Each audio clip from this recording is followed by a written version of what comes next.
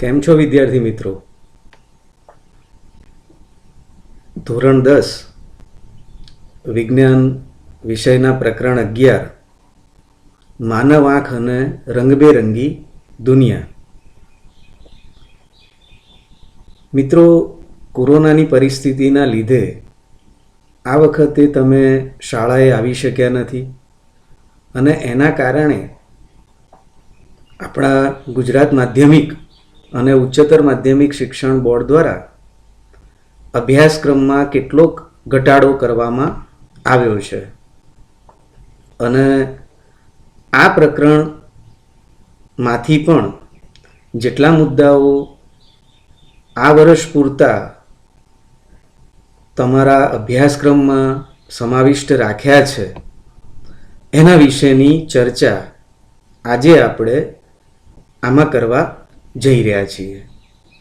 આમ તો માઇક્રોસોફ્ટ ટીમમાં આપણે ગઈકાલે આ બાબતોને શીખ્યા છીએ, પરંતુ ક્યાંક નેટવર્ક અને એની મુશ્કેલીના કારણે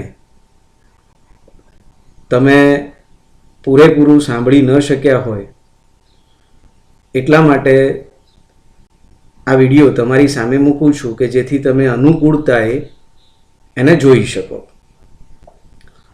મિત્રો, આમ આપણા પુસ્તકના અભ્યાસક્રમમાં પહેલાં માનવ આંખ વિશે અને દ્રષ્ટિની ખામીઓ વિશેની વાત કરેલી છે, પણ જે આપણે આ અભ્યાસક્રમમાં અત્યારે જોવાની નથી. આપણી વાતની શરૂઆત કાચના ત્રિકોણીય પ્રિઝમ વડે પ્રકાશના વક્રીભવનથી થાય છે. મિત્રો, પ્રિઝમ તમે સૌએ જોયો છે. પ્રિઝમ એ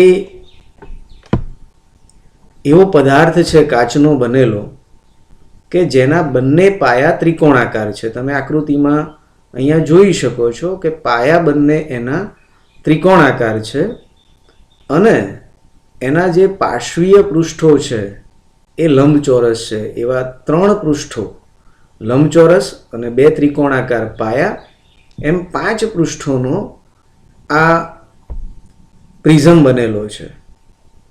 હવે આ પ્રિઝમ પ્રકાશનું વક્રીભવન કરે છે. જેમ તમે 10મા પ્રકરણની અંદર લંબઘન વડે પ્રકાશનું વક્રીભવન સમજ્યા, એવી જ રીતે પ્રિઝમ પણ પ્રકાશનું વક્રીભવન કરે છે.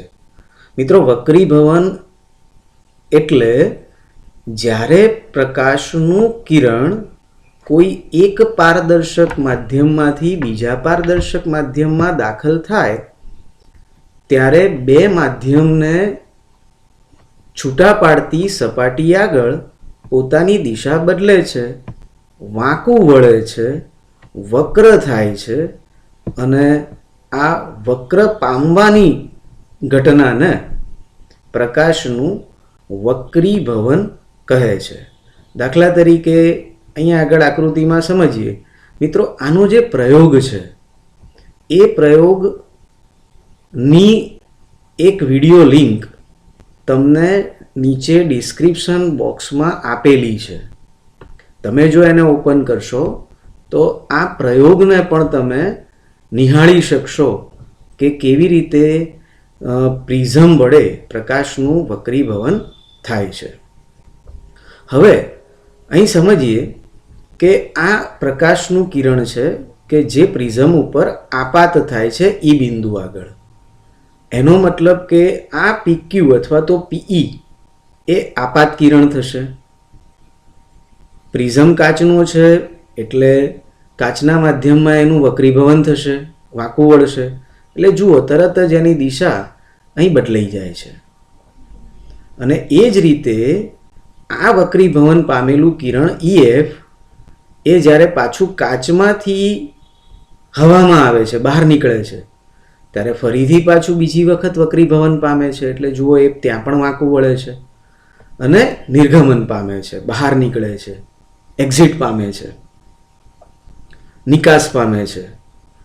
હવે ખરેખર જો કાચનો પ્રિઝમ ના હોત તો આપણા મૂળ કિરણની દિશા પોઇન્ટર ઉપર ધ્યાન આપશો તો આ થાય કે કિરણ આ દિશામાં આગળ વધતું જતું હોત, પણ પ્રિઝમના કારણે વક્રીભવન પામી અને આ દિશામાં એ બહાર નીકળ્યું, નિર્ગમન પામ્યું. તો આ નિર્ગમન પામતા કિરણની દિશા થઈ, અહીંયા ધ્યાન આપો મિત્રો, અને આ મૂળ કિરણની દિશા થઈ. એ બંને વચ્ચેનો ખૂણો એને વિચલન કોણ કહેવાય છે.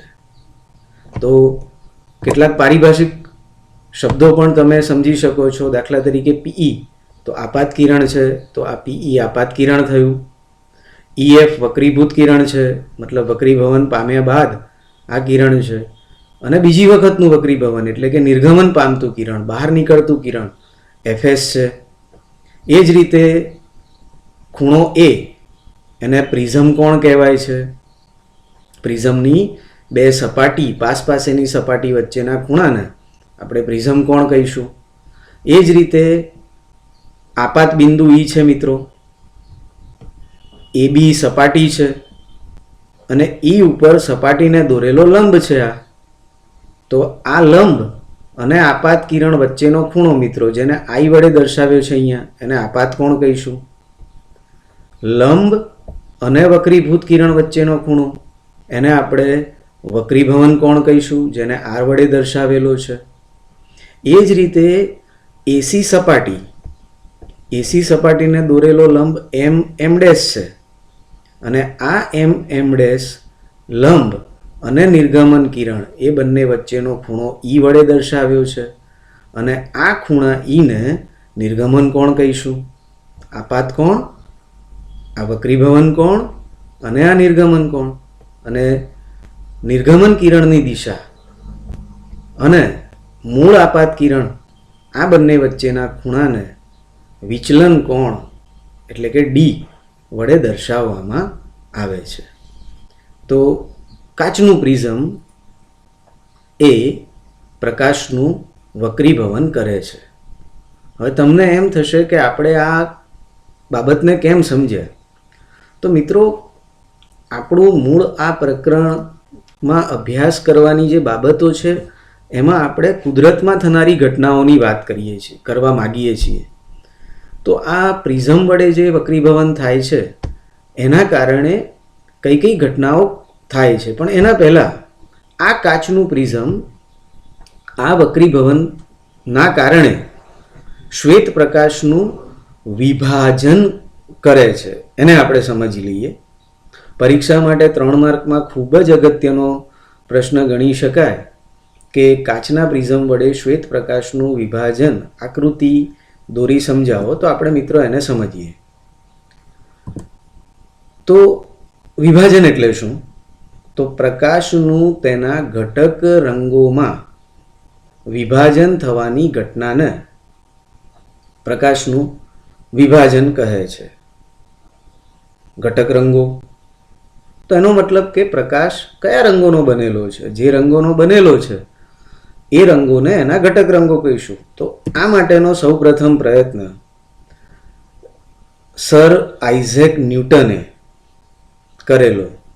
એમણે સૂર્યપ્રકાશનો વર્ણપટ મેળવવા માટે પ્રિઝમનો ઉપયોગ સૌપ્રથમ વખત કર્યો.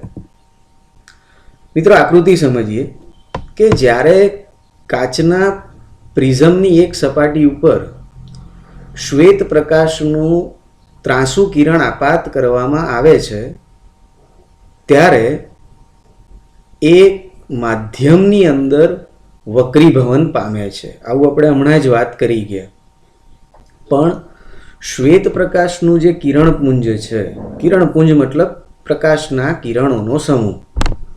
તો આ શ્વેત પ્રકાશનું કિરણપુંજ જ્યારે કાચના માધ્યમમાં દાખલ થાય છે ત્યારે એની અંદર રહેલા ઘટક રંગો છૂટા પડે છે અને આ ઘટક રંગો છૂટા પડવાની ઘટનાને પ્રકાશનું પ્રકાશનું વિભાજન કહેવાય છે, જે વક્રીભવનના કારણે થાય છે. હવે કેમ છૂટા પડે છે? તેનું કારણ છે મિત્રો, જુદા જુદા પ્રકાશના રંગો ની કેન્દ્ર લંબાઈ જુદી જુદી હોય છે, જેના કારણે એમનો વેગ જુદો જુદો હોય છે, અને વેગ જુદો જુદો હોવાના કારણે એમનું વિચલન પણ જુદું જુદું થાય છે. દાખલા તરીકે જેનો વેગ વધુ એનું વિચલન ઓછું, અને જેનો વેગ ઓછો એનું વિચલન વધુ. મતલબ કે 7 રંગો છે એ પૈકી જાંબલી રંગનો વેગ સૌથી ઓછો છે, એટલે એનું વિચલન સૌથી વધુ થાય છે. જુઓ અહીંયા દેખાય જ છે કે મૂળ કિરણ આમ જતું હોત, પોઈન્ટર ઉપર ધ્યાન આપશો, મૂળ કિરણ આમ સીધું જતું હોત, એની તુલનામાં સૌથી વધુ આંકું કોણ વળ્યું છે? તો જાંબલી રંગ. અને સૌથી ઓછો વિચલન પામનારો રંગ કયો છે? રાતો રંગ. તો આવું કેમ? તો જાંબલી રંગનો વેગ ઓછો છે એટલે એનું વિચલન વધુ છે, લાલ રંગ રાતા રંગનો વેગ વધુ છે એટલે એનું વિચલન ઓછું થાય છે, અને જેના કારણે થઈને જુદા જુદા રંગના પ્રકાશ છૂટા પડે છે, જેને આપણે કોઈ પડદા ઉપર મેળવી પણ શકીએ છીએ. મેં કીધું આનો પણ વિડીયો, એની લિંક તમને ડિસ્ક્રિપ્શન બોક્સમાં નીચે આપેલી જ છે. એને ક્લિક કરશો તો તમે શ્વેત પ્રકાશનો વર્ણપટ પડદા ઉપર મેળવવા માટેનો પ્રયોગ પણ નિહાળી શકશો.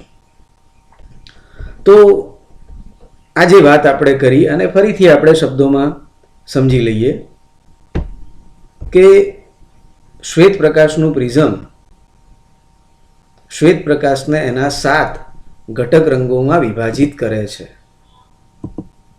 આ 7 રંગોના નામ નીચેથી ઉપરના ક્રમમાં જાંબલી, નીલો, વાદળી, લીલો, પીળો, નારંગી અને રાતો એટલે કે લાલ છે. અને એને આપણે ટૂંકમાં યાદ રાખવા માટે જાનીવાલી પિનારા, અંગ્રેજીમાં વિબગ્યોર તરીકે પણ એને યાદ રાખીએ છીએ. વિબગ્યોર મતલબ violet, Indigo, blue, green, yellow, orange અને રેડ. આપણે વાત કરીએ એમ રાતા રંગના પ્રકાશનો વેગ વધુ છે એટલે એનું વિચલન સૌથી ઓછું થાય છે, જ્યારે જાંબલી રંગના પ્રકાશનો વેગ સૌથી ઓછો છે એટલે એનું વિચલન સૌથી વધુ થાય છે. આ જે 7 રંગોનો પટ્ટો આપણને મળે છે એ 7 રંગોના પટ્ટાને વર્ણપટ તરીકે ઓળખવામાં આવે છે, અને પ્રકાશનું આ એના ઘટક રંગોમાં વિભાજન થવાની ઘટનાને પ્રકાશનું વિભાજન કહે છે. આ સિવાય પણ એક વાત છે કે જો આ 7 રંગોનું પુનઃ સંયોજન કરવામાં આવે તો પાછો શ્વેત પ્રકાશ પાછો મળે છે. મિત્રો, જે બીજા વિડીયોની લિંકની મેં તમને હમણાં વાત કરી, એ વિડીયોને જો તમે પૂરેપૂરો જોશો, નીચે લિંકમાં ડિસ્ક્રિપ્શનમાં આપેલો છે, તો એમાં પાછળ આ પણ તમને પ્રયોગ કરીને બતાવેલો છે એ જ વિડીયોમાં, કે જો તમારા મૂળ પ્રિઝમની બાજુમાં બીજો પ્રિઝમ પણ ઉલટો મૂકવામાં આવે અને પડદા ઉપર જો આપણે એ પ્રકાશનું અવલોકન કરીએ તો આપણને શ્વેત પ્રકાશ મળે છે. સમજી લો અહીંયા ફરીથી આખી ઘટના અહીંયા તમને સમજાઈ જશે કે જ્યારે પ્રિઝમની સપાટી ઉપર શ્વેત પ્રકાશનું કિરણ આપાત કરવામાં આવે છે ત્યારે જુદા જુદા વેગના કારણે જુદા જુદા રંગો છૂટા પડે છે, અને એ 7 રંગોનો પટ્ટો આપણને મળે છે, જેને આપણે વર્ણપટ તરીકે ઓળખીએ છીએ. અને પ્રકાશનું આ 7 રંગોમાં વિભાજન થવાની ઘટનાને પ્રકાશનું વિભાજન કહીએ છીએ. હવે આ 7 રંગોને જો આવા બીજા પ્રિઝમ ઉપર પાછા પડવા દેવામાં આવે તો એ 7 રંગો પાછા અહીં ભેગા થાય છે, એમનું પુનઃ સંયોજન થાય છે, અને પુનઃ સંયોજન થઈ અને પાછા શ્વેત પ્રકાશની અંદર એ પરિણમે છે. તો આ પણ વાત ન્યૂટને પ્રયોગ દ્વારા સાબિત કરેલી છે. ટૂંકમાં આખી વાત ઉપરથી આપણે એટલું ચોક્કસ કહી શકીએ કે શ્વેત પ્રકાશ 7 રંગોનો બનેલો છે. હવે જે વાત કરતા હતા કે આના ઉપરથી કઈ કુદરતી ઘટના બને છે, તો આપણે સૌ જાણીએ છીએ મેઘધનુષ્યનું નિર્માણ. મેઘધનુષ એ હંમેશા આપણે ચોમાસાની ઋતુમાં વરસાદ પડ્યા બાદ આકાશમાં જોઈ શકીએ છીએ અને આકાશમાં પણ આપણને કુદરતી પ્રાકૃતિક 7 રંગોનો પટ્ટો એટલે કે વર્ણપટ જોવા મળે છે.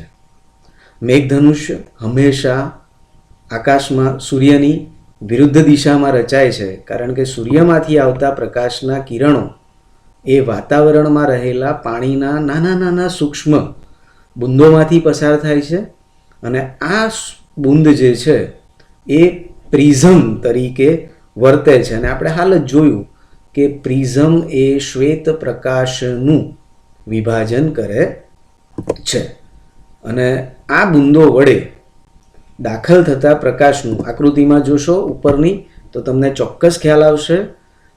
પુસ્તકમાં પણ આપેલી છે આ જ આકૃતિ કે સૂર્યપ્રકાશ જ્યારે આ પાણીના બુંદમાં દાખલ થાય છે ત્યારે સૌથી પહેલાં 2 ઘટના બને છે. કઈ 2 ઘટના બને છે? તો એક તો વક્રીભવન થાય છે અને બીજું વિભાજન થાય છે. એની સાથે ને સાથે અહીં તમને સિમ્બોલિકલી 2 કલર બતાવેલા છે. એક લાલ રંગ છે અને બીજો જાંબલી છે.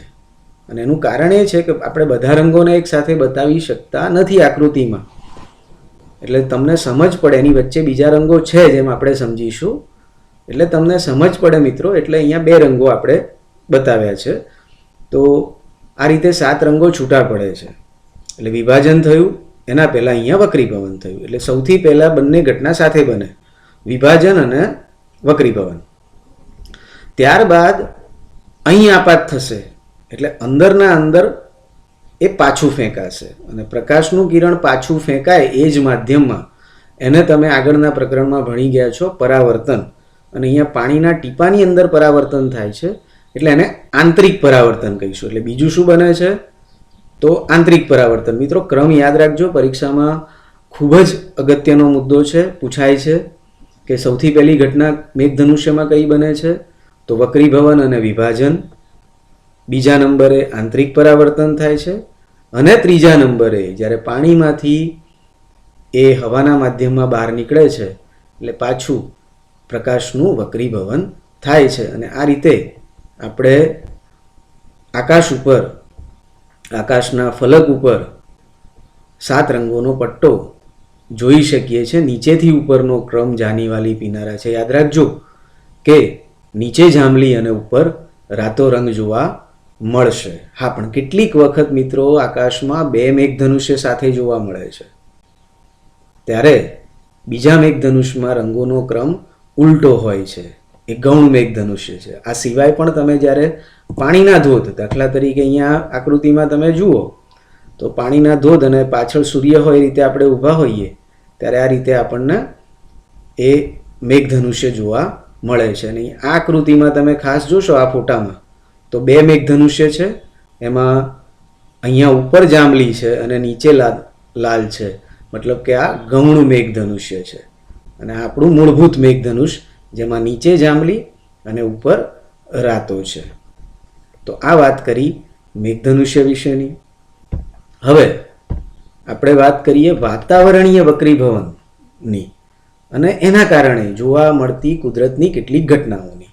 મિત્રો નામ ઉપરથી જ સ્પષ્ટ છે, વાતાવરણીય વક્રીભવન, વાતાવરણના લીધે થતું વક્રીભવન. તો આ મુદ્દાને પણ આપણે પહેલાં શાબ્દિક સમજીએ અને પછી ચિત્ર દ્વારા સમજીએ. તો ગરમ હવા ઠંડી હવા કરતાં પાતળી હોય છે. ધોરણ 9 પ્રકરણ 1 તમને યાદ છે કે તાપમાન વધવાથી દ્રવ્યના કણો એકબીજાથી દૂર જાય છે, એમની ગતિશીલતા વધે છે અને કણો એકબીજાથી દૂર જાય તો સ્વાભાવિક છે કે માધ્યમ પાતળું બને, એની ઘનતા ઓછી થાય અને એના લીધે એનો વક્રીભવનાંક પણ ઠંડી હવા કરતાં ઓછો હોય છે.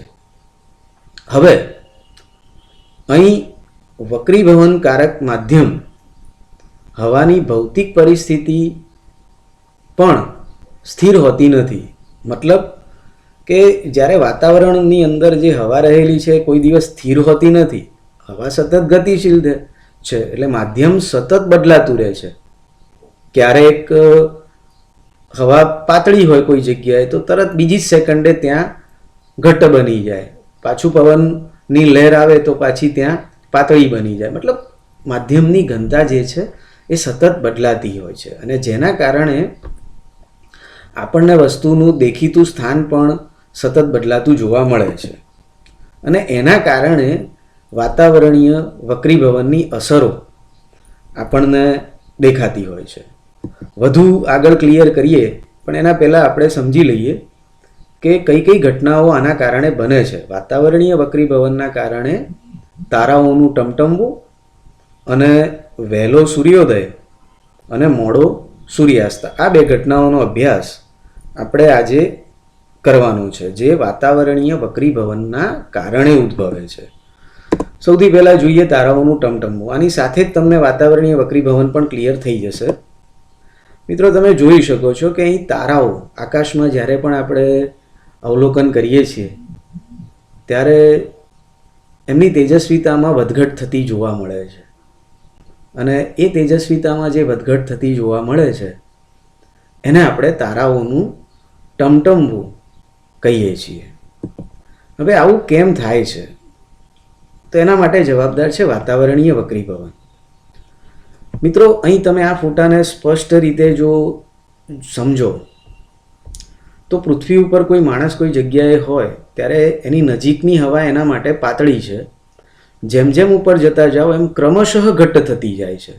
મતલબ આના કરતાં આ ઘટ છે, એના કરતાં આ ઘટ છે, એના કરતાં આ માધ્યમ ઘટ છે, એના કરતાં આ માધ્યમ ઘટ છે, એમ સતત એ નીચેથી ઉપર ઘટ્ટ થતી જાય છે, અને ઉપરથી નીચે વાત કરીએ ત્યારે પાતળી થતી જાય છે. હવે તારાઓ તો પ્રકાશીય ઉદ્ગમો છે, કારણ કે પૃથ્વીથી ઘણે દૂર છે અને પોતાની અંદર જે તાપનાભિકીય પ્રક્રિયાઓ થાય છે એના કારણે સ્વયં પ્રકાશિત છે.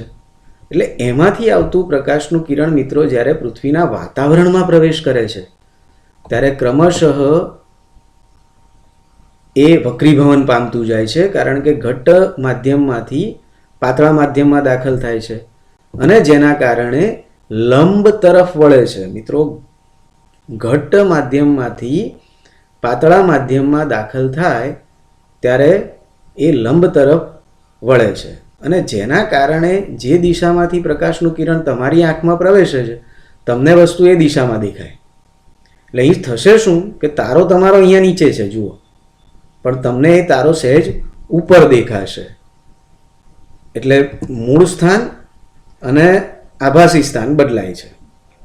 સાથે ને સાથે સતત વાંકું તો વળીને આવે છે, પણ આ હવાનું પણ જે માધ્યમ છે એની ઘનતા પણ સતત બદલાતી જાય છે.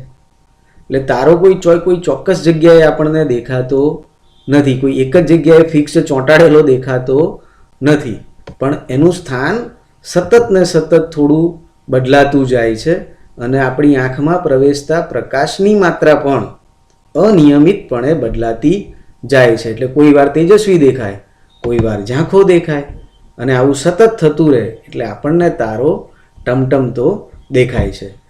બીજી આકૃતિ દ્વારા પણ આ વાતને ફરીથી તમને ક્લિયર કરાવી દઉં અને પુનરાવર્તન પણ થઈ જાય આપણું, કે તમે અહીંયા છો,